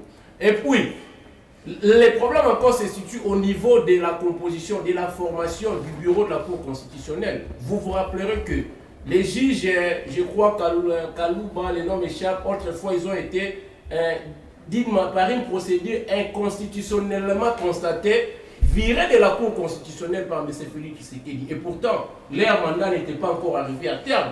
C'est une façon de dire que la Cour constitutionnelle qui est censée proclamer les élections à partir de son arrêt à la dernière minute a déjà des accointances avec le pouvoir en place. Pourquoi voulez-vous nous voir prendre part dans une telle aventure électorale? Nous sommes différents. Nous, FCC de l'IDPS, nous, Kabila Forever. Si tu sais que le père, ça c'est une histoire que même les étudiants peuvent noter à partir de la maison, avait refusé de prendre part en 2006 à la compétition électorale parce que l'IDPS était pareil au mouvement citoyen, au même titre que la Lucha, Filimbi. L'IDPS n'avait pas d'agrément. Depuis sa création en 1982, l'IDPS n'a jamais eu de personnalité politique. Juridique. Des personnalités juridiques, merci, permettez. Mais vous vous rappellerez que c'est grâce à la volonté politique de Joseph Kabila Kabange que l'IDPS va prendre son agrément en 2008. Et en 2006, Tshisekedi avait refusé de peur qu'il serait pris pour un menteur par les Kabou et les autres. C'est-à-dire, à chaque fois que tu nous faisais sortir dans la rue, on était comparable au mouvement citoyen. Et puis, on allait prendre part aux élections en vertu de quel titre? C'est comme ça que quand il va avoir maintenant la personnalité juridique, qui va se présenter aux élections de 2011. Donc, de ce côté-là, nous ne sommes pas pareils, nous ne sommes pas comparables à l'IDPS. Mais, occasion faisant le larron, en fait, sur cette question, l'opinion, non, je complète, c'est très important. Sur cette question, moi, je suis un ancien membre de l'UDPS. Si, je l'ai dit, je suis un ancien membre. J'étais président de la jeunesse de l'UDPS Massina. Ce qu'il dit là, il y a eu, même au niveau de Sun City, c'est pourquoi on a présenté UDPS Kibasa, il y a eu UDPS Tshisekedi, il y a eu UDPS Bossassi, le premier qui s'était rebellé, il y a eu la direction politique rénovée des pairs avec Corneille Moulumba, c'est-à-dire l'UDPS en son temps fonctionnait comme un mouvement de pression. Merci beaucoup. Juridiquement, il n'y avait pas de documents. Et là, Étienne Tshisekedi a joué au malin. En 2006, il n'a pas voulu se présenter aux élections puisque on allait l'attraper au niveau de la justice. Et puis, je peux non, c'est une complémentarité. S'il vous plaît. Je peux conclure en disant ceci puisque j'avais la parole. Occasion faisant les larrons, ici, je vais m'adresser à la population. C'est lui qui va oser accompagner Tshisekedi dans ces chaos électoraux en devenir. Ne puisse pas nous revenir dans le temps futur pour chercher la solution, ni auprès de Kabila, ni auprès de l'FCC, ni auprès de Gideon. Merci beaucoup. Nous sommes en train de vous présenter avec un amour patriotique les aventures que veulent nous donner l'IDPS et ses alliés. C'est lui qui ne va pas prendre cela en considération, ni le FCC, ni nous Kabila Fort et Vert, personne ne fera partir de cette... Merci beaucoup. Alors, Delis Sesanga, normalement, à quel bilan a présenté, parce qu'il est candidat président de la République aussi, s'il faut vraiment rester, je suis aussi tout à fait d'accord avec cette approche. Delis Sesanga, à quel bilan a présenté lui? Merci beaucoup de la question, mais je présente un regret parce que les amis monopolisent plus la parole. Voilà pourquoi vous avez la parole. Longtemps cloué sans si vous avoir la Pius, parole. Même quand toi tu vas commencer à parler, il va te demander s'il te plaît, je vais te compléter. Donc C'est ça, va parler. C'est ça le débat. Lui, c'est un malin. Sur tous les plateaux, il est comme ça. Plus et Mitterrand prennent tout le temps. Il est malin, lui. Ce sont des malins, comme vous le dites. J'ai toujours l'habitude de dire que quand je suis sur un plateau de télévision, je ne représente pas un vol. Je ne suis pas mandaté. Oui, nous devons éviter l'amalgame. Oui. Moi, je ne suis pas mandaté par mon parti pour parler. Je ne suis pas communicateur du parti. Exact. Je suis là comme personne physique. Personne. Moi, fidèle, je suis là. Je peux parler juste de manière superficielle, mais je n'engage pas le parti. En tant que qui vous parlez, en tant que qui acteur politique. En tant qu'analyste politique. En tant qu'analyste politique. Ok. Oui. Allez-y. Donc, en ce qui concerne les élections, d'abord, j'ai quelques questions qui taraudent mon esprit. Il y a quelques minutes avant que les éminents confrères n'arrivent, je vous ai posé la question. Est-ce qu'il y aura des élections dans ce pays? Parce que moi, je ne vois... Je suis candidat député provincial, vous le savez. Au Nord Kivu, c'est ça, à Goma. À Goma. Oui. Mais jusque-là, moi, personnellement, je m'abstiens même de descendre à Goma. Parce que je ne vois aucune lueur d'espoir qui montre qu'il y aura élection. Non, mais... Sous Kabila, qui a organisé 3 cycles électoraux, nous avions vu, pendant des périodes comme celle-ci, le mois d'octobre, on a déjà la chaleur, on voit les kits électoraux, on voit des machines. Les boulevards ici étaient... Il y a c'est là que tu vas dire maintenant que je vais les compléter. Non, les complètes pas, s'il te plaît. Laissez passer la parole. Laissez-moi finir mon idée. Oui. Moi, jusque-là, je reste vraiment dubitatif qu'il y aura élection. Il y aura élection. Nous sommes au mois d'octobre. Nous sommes aujourd'hui les 28 septembre. Peut-être que c'est une stratégie. Ça sera quelle magie? Parce que nous avons suivi même, j'ai suivi India Omar, qui était en train même de démontrer noir sur blanc que pour que l'on dise qu'il y aura élection, en ce moment, si vous allez au niveau de la multimondiale, c'est quoi? Comment ça s'appelle? Logefrem. Oui. Aucune indication qui indique qu'il y a eu des commandes passées en Corée ou en Chine pour la fabrication des kits électoraux. Oui, je sais, j'ai dit qu'India Omar a été DG de Logefrem. Jusque-là, comment on va déployer les kits, même si ces kits venaient? Peut-être parce qu'on menace la MONUSCO. C'est la MONUSCO qui nous aide. Congo Airways n'existe plus. Congo Airways n'existe plus. Non, on va le faire avec les palissades. Vous avez avec des palissades. Vous avez CA. Je suis un peu réticent d'aborder cette question électorale parce que je me réalise que à 80%, il n'y aura pas élection. Alors permettez alors qu'il a parlé. Non, je n'ai même pas encore fait 2 minutes. Je voudrais ajouter quelque chose sur les candidats qui ont déjà déposé les candidatures. Très bien, allez-y. Je vais prendre Augustin Matata Ponyo. Oui. Moi, j'ai fait Kindu en 2016, quand Matata était Premier ministre. Kindu était un village oublié. Vous êtes allé à Kindu quand Kindu est déjà urbanisé, il y a des routes, il y a des belles maisons. Les coins les plus reculés du monde. Moi, je vous dis, dans ces pays, tant que nous aurons toujours cette mentalité de ne pas reconnaître les valeurs, nous serons maudits. Sincèrement, ce n'est pas une bonne chose. Si, nous serons maudits. Matata Ponyo, si vous allez à Kindu aujourd'hui, mais il était là avec moi, non? Kindu fait beau vivre. Il était là avec moi. Même si Matata aurait volé, s'il vous plaît. Il a volé où? Même si Matata aurait volé, j'utilise les conditionnels. Mais quand vous arrivez à Kimbombo, chez lui là-bas, au bord du fleuve, vous voyez des maisons qu'il a construites là. Vous voyez l'hôpital Mapon. Vous voyez l'école secondaire, l'école primaire, où les enfants mangent gratuitement. Les frais scolaires. Donc, votre rôle, c'est d'envoyer votre enfant là où s'applique la gratuité réellement. C'est dans son école là. Je pense que c'est moi qui ai la parole. S'il vous plaît, je pense que c'est moi qui ai la parole. Vous allez me compléter. Complètement. Matata Ponyo, si on a dans ces pays des personnes comme Matata, même 5 dans ces pays, les pays peuvent décoller. Arriver à Kindu, inviter Pascal à arriver à Kindu aussi, qu'il puisse voir l'université de Kindu. Jadis, ça n'existait pas. Allez voir, il y a des étrangers qui viennent étudier.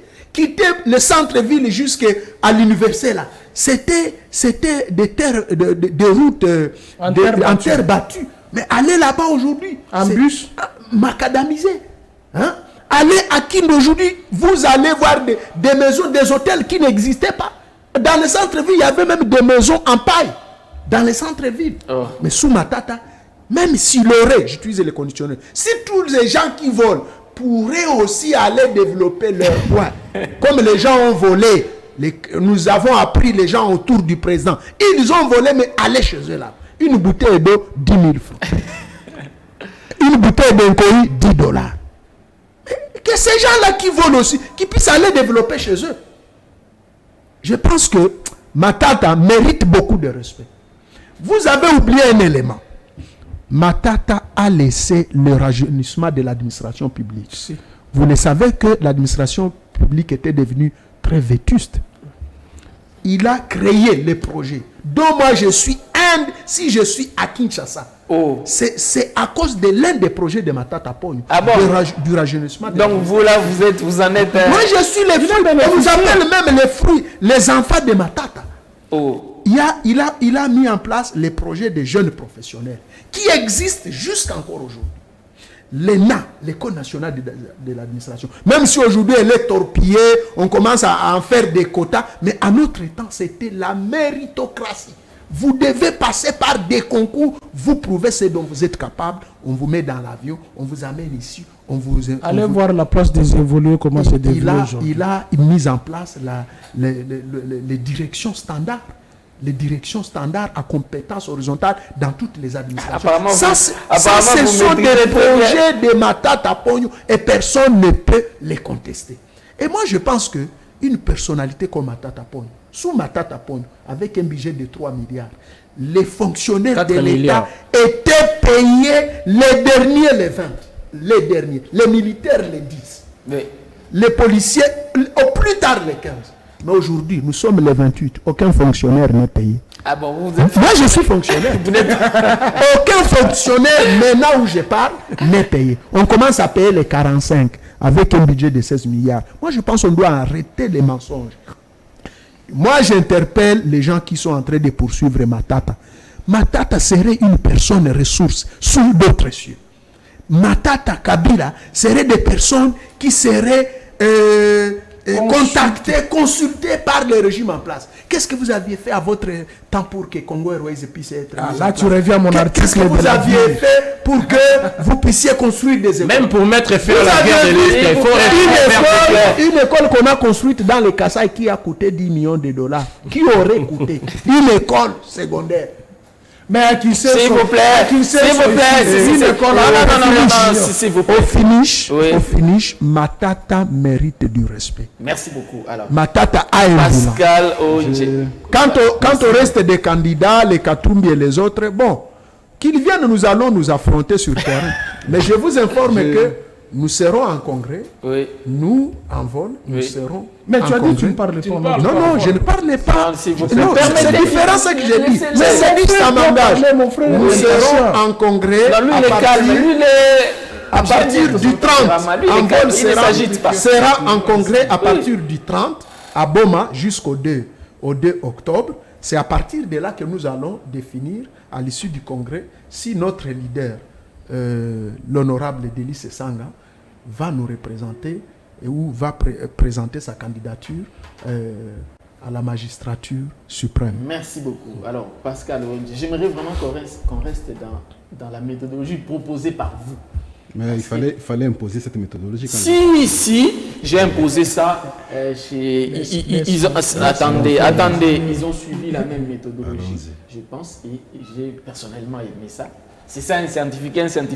Oui, mais je pense que prochainement, il faut toujours chercher à équilibrer le plateau. Excusez, il faut toujours chercher à équilibrer le plateau. Parce que vous voyez qu'il y a tendance oppositionnelle, 3 contre 1. C'est pas toujours bon. Mais lui, mais c'est l'envol. Non, mais il parle de Mwabiche, il parle de... C'est l'opposition. Non, moi je suis de l'opposition. Il est de l'opposition. Je suis de l'opposition. Le plateau n'est pas équilibré. Moi je suis journaliste avec... Attendez, même quand tu dis journaliste, tout le monde sait pas. Voilà. Merci beaucoup. Observation. Il faut toujours trouver l'équilibre du plateau. Okay. Allez. Je suis en train de me poser même la question, qui aime le Congo de plus que qui? Parce que l'impression, lorsque nous faisons des analyses, comme si tel aime beaucoup le pays, tel autre n'aime pas le pays. Qui aime le pays de plus que qui? Et n'ayons pas la mémoire facile aussi, qui oublie très facilement. Beaucoup de choses que nous avons décriées hier, aujourd'hui, on semble les condamner, alors qu'hier, on pouvait les condamner normalement. La question de la CENI, parce que je suis avec mon frère, le choix des candidats présidents à la CENI, qu'est-ce que l'ancienne opposition n'a pas dit? C'est les mêmes arguments qui sont utilisés aujourd'hui. Lorsqu'on parle des cas d'imam. Lorsqu'on choisissait l'abbé Apollinaire, la Senco, l'Église catholique ne l'a pas envoyé. Prêtre de son État. Oui. Le débat était engagé ici, il était le candidat privé de Joseph Kabila. Qui ignore ce débat ici? Lorsqu'on va choisir Ngoïmou Lunda, tout le monde est revenu pour dire, et d'ailleurs même les confessions religieuses, et finalement c'est l'Église catholique et Senco montaient au créneau de la même manière. Il ne va pas me contredire. Le débat, nous le faisions ensemble. Et Maloumal revient pour la deuxième fois. Prêtre de son État, jamais choisi par l'Église catholique. Le débat, nous l'avons engagé ici. Au moins que mon frère... Terrain. Mais lorsqu'on est arrivé à Nanga, c'est la même chose. Lorsque vous prenez maintenant les 4 zones linguistiques, nous avons le Swahili, nous avons le Chiluba, nous avons l'Ingala, nous avons Kikongo. Oui. Mais c'est la seule zone linguistique qui occupait des fonctions depuis tout ce temps. Dans les institutions stratégiques, la CENI, la preuve est là. Laquelle? La CENI, c'est la zone linguistique Swahili qui occupait des fonctions. Vous oubliez ça. Je peux citer d'autres institutions et vous allez vous rendre compte que c'était comme vous condamnez aujourd'hui, vous parlez de Louba, c'est la même chose, c'était soyez les soignants. Mais le problème, c'est quoi avec nous? Nous ne parvenons pas à comprendre que les choses ont changé depuis 2015. Un Louba qui est dans une autre province, il ne partage pas les mêmes intérêts politiques que l'autre Louba qui est dans une autre province. Un Katangais, le Katangais aujourd'hui, c'est celui qui est au Katanga. Et face à celui qui est à Lualaba, ils ne partagent pas les mêmes intérêts. Deux provinces différentes. Et c'est comme ça que je vous disais, le Grand Katanga là n'a plus de sens, le Grand Kassai n'a plus de sens, parce que vous n'allez pas décliner ça comme identité. Comme ça n'existe pas. Votre identité, je suis de la province telle, comme les grands qui vous n'allez pas dire je suis du Grand Kassai, non. Comme les grands qui voient à l'époque, Manima, c'est une fausse lecture.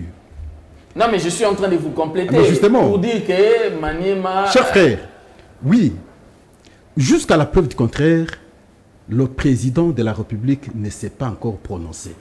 Pourquoi j'insiste? Parce qu'ici, on ne sait pas s'il sera comme candidat, de la même manière que faisait Joseph Kabila à son temps, ou il ira sous la belle de l'UDPS. Ce n'est pas connu. Déjà, avoir une équipe de campagne qui du fait, n'est qu'une organisation interne, ne veut rien dire. Mais je ne dis pas ici qu'il ne sera pas candidat. Il sera candidat. Mais de quelle manière, de quel côté? Personne ne connaît. Sauf lui, lorsqu'il va rendre sa candidature officielle. Vous n'allez pas s'opposer à cela.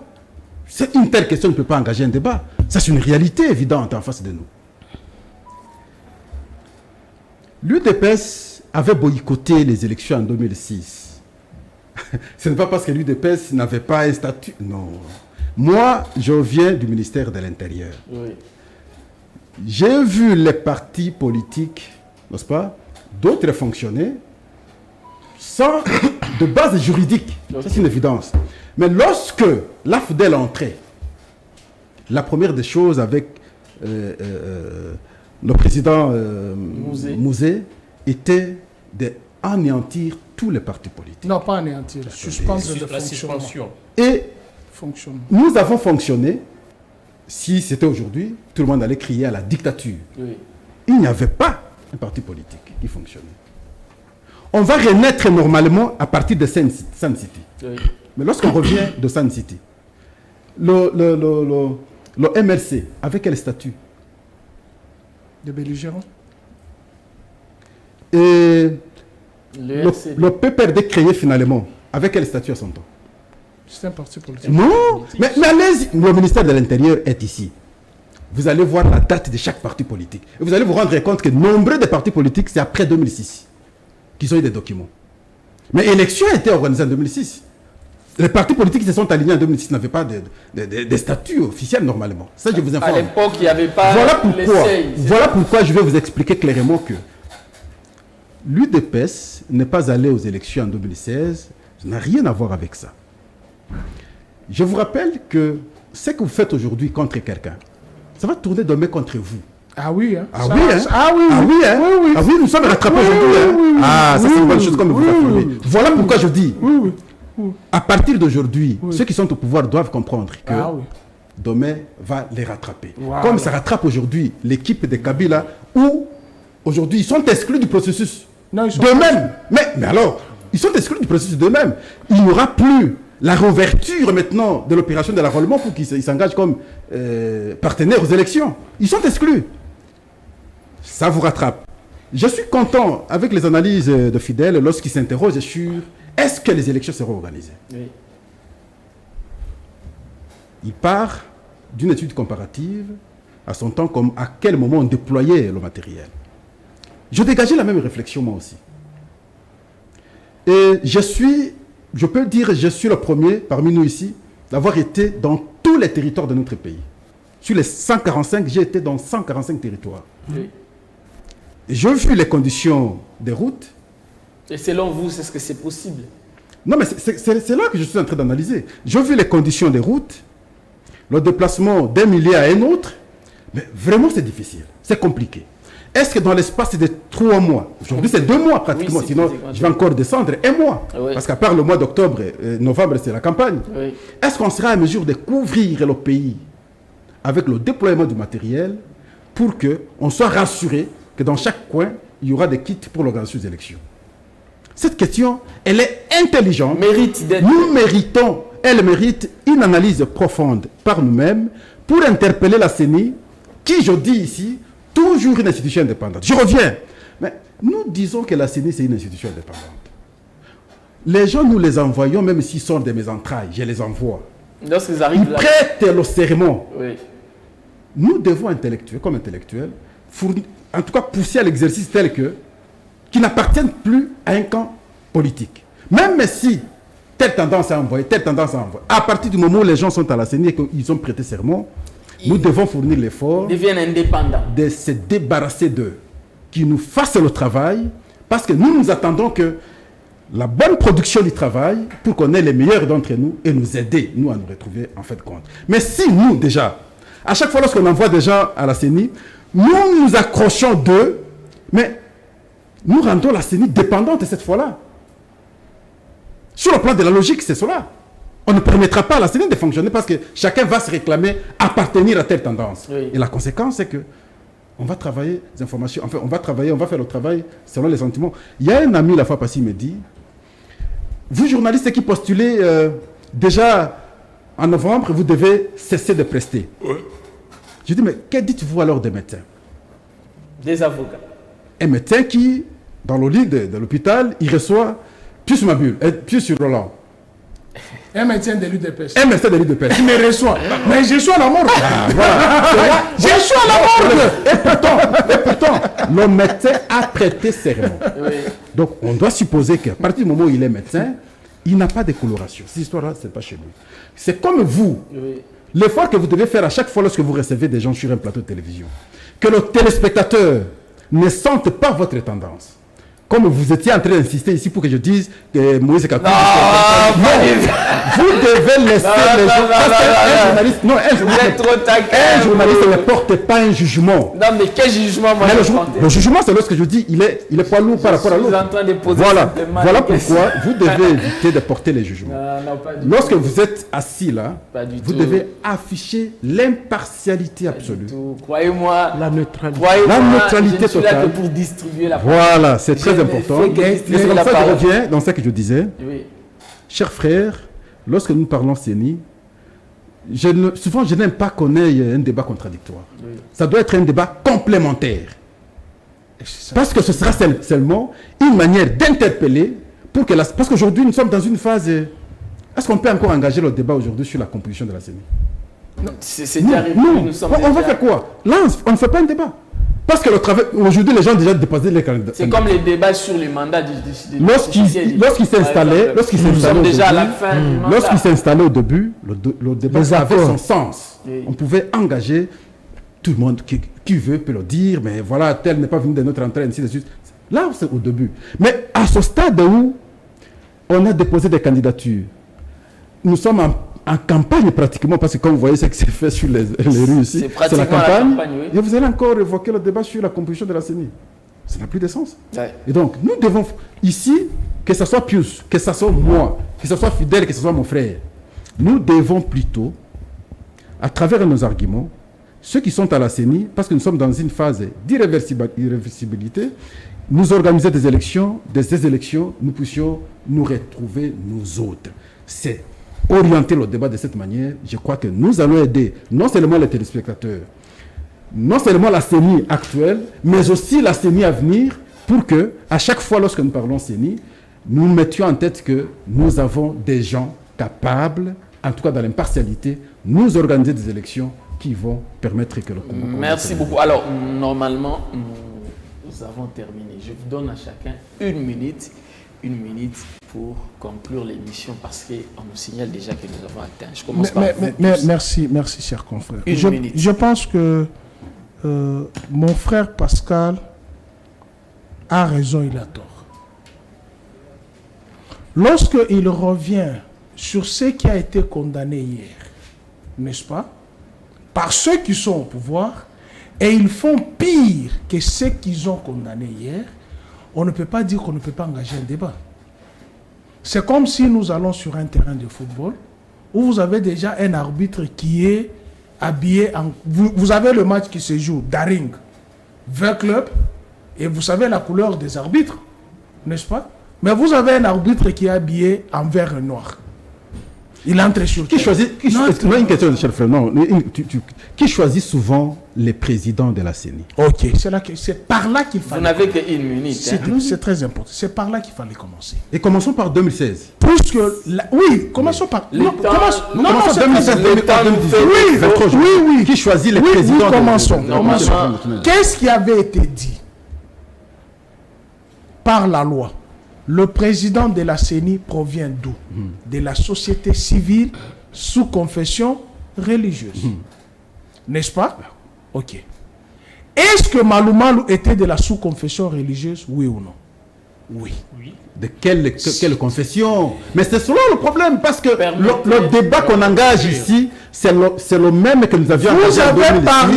Il n'y en avait pas. Vous avez parlé de l'impartialité, vous avez parlé de la neutralité. Oui. Il s'est fait qu'au sein de son église, il y a ceux qui l'ont porté. Donc Denis Kadima vient de la Malou qui l'a porté, c'est un prêtre qui l'a porté. Nous parlons maintenant en face du monde. Est-ce que je peux continuer? Allez, voilà, je peux continuer. Là, vous aviez poussé un argument qui n'est pas vrai. Mais vous avez dit que... Non, mais c'est faux. Non, laissez-moi parler. C'est faux. Non, laissez-moi parler. Malou laissez-moi parler. A été forcé, n'est-ce pas, par le camp Kabila, vous le savez, et l'église catholique, qui est son église, a protesté. On l'a même suspendu, il ne savait plus dire des messes. Ok. Kadima est forcé par quel camp? Aujourd'hui, non, toi ne réponds pas. Kadima est forcé par quel camp? Aujourd'hui, puisque hier vous avez condamné. Je vous concède. C'était mauvais. Tout ce que Kabila a fait. On a refusé Malonga. Attends, tout ce que Kabila a fait, c'était mauvais. Et Kabila a tué même les Christ. C'était mauvais. Maintenant, aujourd'hui, là. Il a tué Christ. Oui, puisque Kabila est mal aimé de l'UDPS, déjà du pouvoir. Non, il y a un délai. Vous voulez dire que Kadima... C'est important. Je repose la même question. Il dit Malou Malou a été porté par le camp Kabila. C'était condamné par eux, puisque chaque jeudi, il y avait jeudi sit-in ici, à la CENI. Maintenant, aujourd'hui... Mon argument là, c'est l'argument de l'église catholique. Bon, l'argument d'aujourd'hui, Kadima est porté par qui? Il vient de quelle sous-confession religieuse? Poser la question à sa confession. Non, là vous devrez me répondre. Non. Tous. Non, Merveille. Chacun doit comprendre. Merveille, c'est important. Il doit me répondre. Non, mais il va répondre. Non, mais il doit, puisqu'il a dit Malou Malou a été porté par le camp Kabila. Moi j'aurais appris, je vous aide pour qu'on avance. Moi j'aurais appris que Kadima serait porté par l'église Kimbanguiste. Non, selon toi. Non, j'ai dit j'aurais. Non, selon toi. Alors Malonde a été porté par quelle église? Kimbanguiste. Mais vous oubliez les audios de Cholé. Vous oubliez les audios de Cholé. Qu'on menaçait les politiques, les gens pour imposer Kadima.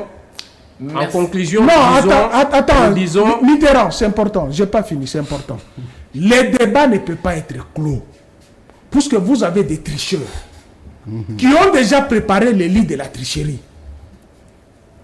On ne peut pas nous dire ici, acceptons puisque l'arbitre porte la vareuse de 20 clubs, allons sur ce terrain. Mais j'ai déjà perdu d'avance. Je vais y aller pourquoi? Merci beaucoup. Parlons du cas non, j'ai fini, c'est très important. Ce qu'il a dit, c'est très important. Il a dit à propos du chef de l'État, qui n'est pas candidat. Mon frère Pascal, regarde-moi. Après ça, je ne dis pas qu'il n'est pas candidat. Il a dit qu'il ne s'est pas encore prononcé. Il s'est déjà prononcé. Il sera candidat. Il s'est déjà prononcé. J'insiste, il s'est déjà prononcé. Attends, je te fais la démonstration. Nous sommes intellectuels, non? Comment moi, j'ai une équipe de football. J'engage une équipe de football à la Lina Foot. Et vous attendez ma déclaration. Il y a une déclaration de fait. Ah bon, quand vous parlez de fait, d'accord. Il y a une déclaration de fait. Vous avez ici, regardez, qui est François Mwambo côté de Chilombo? Il est qui? Qui est Augustin Kabouya aux côtés de Chilombo? Secrétaire général du parti présidentiel. Il n'y a pas de débat là-bas. Non. Qui est Peter Kazadi? Ministre de l'Intérieur. Le débat n'est pas là-bas. Là où on va sécuriser les élections, c'est ce ministre-là qui est dans la campagne du chef de l'État. ministre de l'Intérieur. Vous avez Nicolas Kazadi. Là où l'argent doit provenir pour financer les élections, il est dans la campagne du président. Et vous vous attendez à quoi? Vous avez Eberand, qui est ministre à la recherche scientifique. Non, du numérique. Du numérique. Vous avez André Ouamesso, je ne sais pas il est qui. Je ne le connais même pas. Mais... Vous avez André Kabanda, qui serait dans sa belle famille. Heureusement que vous avez mis au conditionnel. Mais, oui, je dis, mais écoute, mais cela a été démenti. Il n'y a pas de démenti. Oh, la porte-parole de l'État. Merveille. Mais il y a Pascal vous a dit, ici, nous devons être corrects lorsque nous menons des débats. Je vous ai dit la malédiction que nous avons au Congo, c'est d'avoir l'UDPS qui nie même, qui fait même l'opposition pour sa nourriture. Au lieu de manger, elle refuse même de manger. Vous avez Topin Kabon. C'est pour répondre à sa question.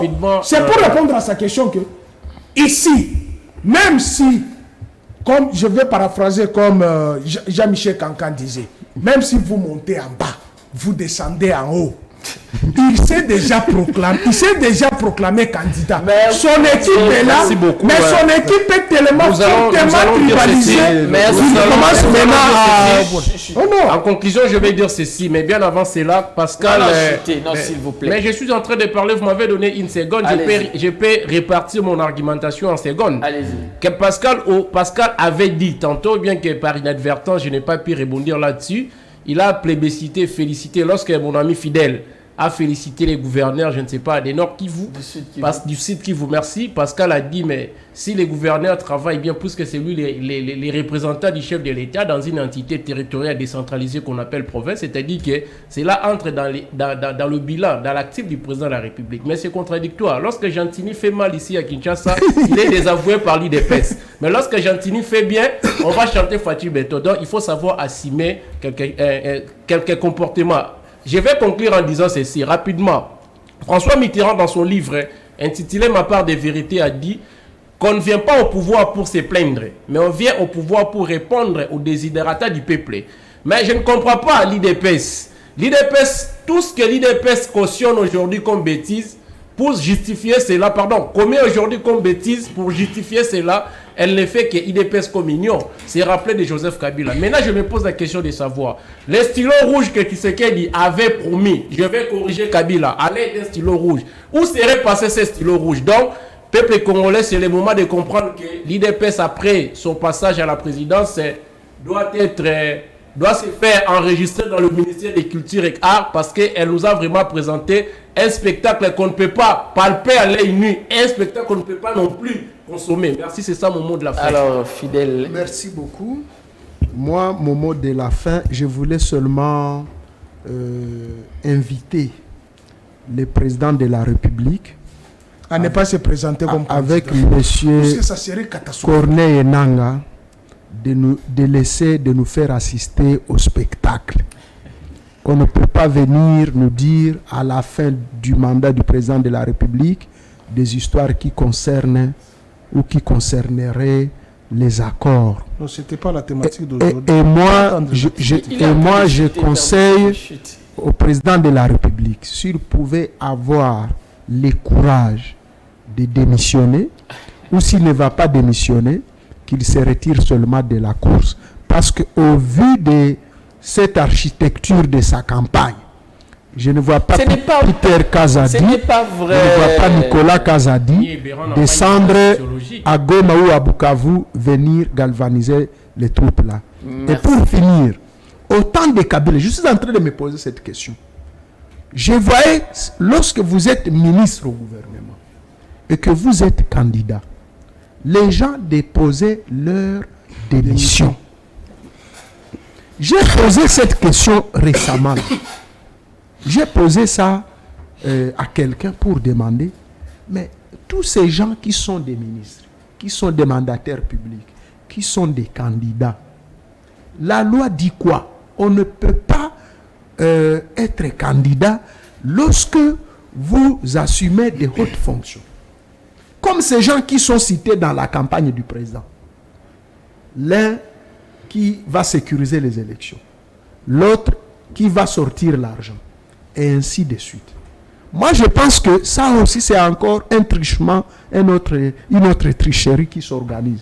Je veux savoir, est-ce que tous ces mandataires, tous ces ministres, ont-ils déjà déposé leur démission? Merci. Parce que... Pardon. Non. C'est une information qui vient de tomber très très capitale. On vient de m'écrire, c'est Radio Okapi, je cite Radio Okapi. Et là, Nord Kivu, une partie du groupement Boussanza annexé par l'Ouganda alerte la population. Depuis le matin. Voilà. Merci. Ça, c'est encore un bilan. Un député, Voilà. élu de ces coins-là, venait de préciser sur la radio. Kabila a laissé 145 territoires. Aujourd'hui, c'est 32 territoires qui est sous occupation. Et puis on va venir aujourd'hui, c'est grave ça. Pascal, j'ai clôturé l'émission. Quand une partie de notre pays est occupée, personne ne peut être content. Occupé par qui? Non, qui a fait occuper? S'il vous plaît, personne ne peut être content, nous ne pouvons que déplorer. Merci. Mais au moins... Mais sanctionner ceux qui ont fait occuper. C'est important. Excusez, cher frère. Oui, c'est très important. Il faut sanctionner ceux qui ont fait occuper. 2012, le M23 entre en RDC, Oui. en réclamation du respect de l'accord signé le 23 mars 2009. 2012 jusqu'en 2013, le M23 était sur le sol congolais. Arrivé jusqu'à Goma, ils ont fait au Congo pendant une année. Mais est-ce qu'aujourd'hui, on n'a pas récupéré? C'était sous Kabila, non? Oui. Il y a des débats parfois. Bon, je comprends que Kabila c'est une référence. Non, s'il vous plaît. Kabila n'a pas laissé le M23 comme Non, excusez. Je vais vous expliquer cette histoire combien de fois. Le 12 décembre 2013, on signe les 3 déclarations à Nairobi devant le secrétaire général des Nations Unies, Ban Ki-moon. Les accords et traités signés à l'international ont une prédominance sur notre condition. Ces déclarations n'ont jamais eu d'issue jusqu'à la sortie de Joseph Kabila. Et lorsqu'il est parti, le même dossier est revenu. Il les a défaits. Sur le dossier. Il les a défaits. Permettez. J'ai toujours expliqué cette histoire, vous n'avez jamais compris. Alors, s'il faut un autre débat, on aura ça. Il les a défaits. Totalement défaits en 2013. C'est mon malin en 2013. Il les a défaits. C'était comment? Parce que là, ils n'ont même pas fait un mois. S'il vous plaît. Ils n'ont pas fait un mois. Les témoins, là. Moi, j'avais dit. Permettez que ici par Félix Tshisekedi. Dixit Willingoma. Il est en train de chuter. À Goma, lorsqu'ils sont entrés, ils n'ont pas beaucoup traîné. Oui. Mais ils sont restés sur le sol congolais pendant une année. Vous oubliez ça? Et ils vont quitter. Et d'ailleurs, même quand vous évoquez qu'on a gagné la guerre, c'était à la suite de l'accord cadre d'Addis Abeba. C'est comme on a signé des accords là, on dit que vous devez partir, aucun pays extérieur ne peut encore appuyer les militaires. Et c'est comme ça, excusez, oui, c'est comme ça qu'il y a eu la facilité. Il y a une maman qui a dit que Kabila a gagné la guerre par le C'est ça la force de Attendez, vous ne savez pas relire l'histoire de votre pays. Et là où il y a eu des failles hier, parce que c'est un pouvoir que vous souteniez, aujourd'hui vous semblez tout nier. Ce débat, il est technique. Si vous voulez qu'on évoque et les temps et les circonstances qui ont fait que le M23 soit aujourd'hui ici, on va repartir de l'entrée de la Foudel et nous aurons un bon débat. Non, je l'invite encore. À l'entrée de la Foudel, les Rwandais étaient partis. Même fait partie mes amis et moi, les militaires qui étaient venus avec nous. Tu m'engages à un débat avec mais je termine. La DSP a été défaite. Elle est rentrée. La DSP a été défaite. Si vous même demain, on fait le débat. Un débat mardi. Je suis en train de m'interroger sur la composition de la campagne. Oui. Fidèle a bien dit, si ce qui a été présenté est comme tel, c'est une faute stratégique terrible. Merci. Parce que quand vous prenez les gens qu'on a alignés là, à part François Mwamba et le secrétaire général de l'UDPS, Augustin Kabouya, tout le reste, je ne sais pas qu'est-ce qu'ils auront fait. Ils représentaient quoi à l'opinion, en fait, pour qu'ils portent la candidature du chef de l'État? C'est pourquoi je vous ai dit, c'était déjà des gens de la tricherie. S'il vous plaît. Des gens comme les Pascal Onge, nous autres là, nous ne faisons pas partie d'une équipe de campagne, mais on prend... Bon, je vous prenez le risque. Non, ça si c'est vrai, c'est une faute grave sur la stratégie de la campagne du chef de l'État. Heureusement que nous avons suivi le secrétaire général de l'UDPS revenir sur cette question. Mais malheureusement, en même temps, il y a le point de vue de François Mwamba. Et donc, c'est bon qu'on refasse les choses. Et nous insistons, moi j'insiste, je ne peux pas, moi, ne pas me retrouver dans cette équipe. Ça, je le dis, je l'ai dit ailleurs. Ah, mais oui, il est dit, mais oui, bien sûr. Je dois me retrouver dans cette équipe. De campagne du chef de... Et mon ami ne va pas me contredire, il va appuyer. Mais vous êtes journaliste et vous dites qu'un journaliste doit être impartial. Non, mais... Comment tu peux faire encore partie de... Moi, j'ai déposé ma candidature, je quitte momentanément. Je ne présente même pas les émissions. Ah, ok. Il est sincère. Je ne présente pas les émissions maintenant. Oui. Comme candidat. Et donc, je dois être dans cette équipe-là. Mais pour vous dire vrai, si vous lisez les programmes du candidat Matata, vous serez séduit. Non. Ça, je vous dis. Mais c'est comme je vous disais. Hein. Mais si vous faites partie de la campagne de ces gens ici du pouvoir, mais tu risques de ternir ton image. Ou le contraire. Et l'image que je cherche à préserver, tu risques d'être assimilé au frappé. Alors, merci.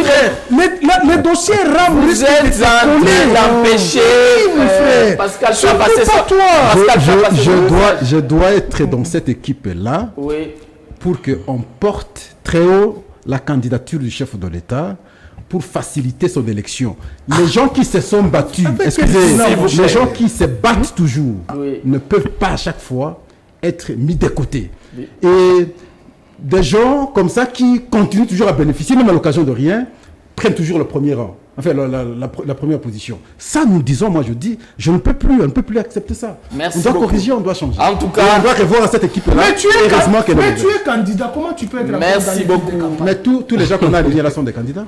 Kabou est candidat. Tu as dit que c'est une faute. C'est une faute parce que ces gens, en fait, sur le plan de la représentativité à travers la nation, je ne pense pas que ça va être ta campagne. Alors, c'était Opinion Croisée.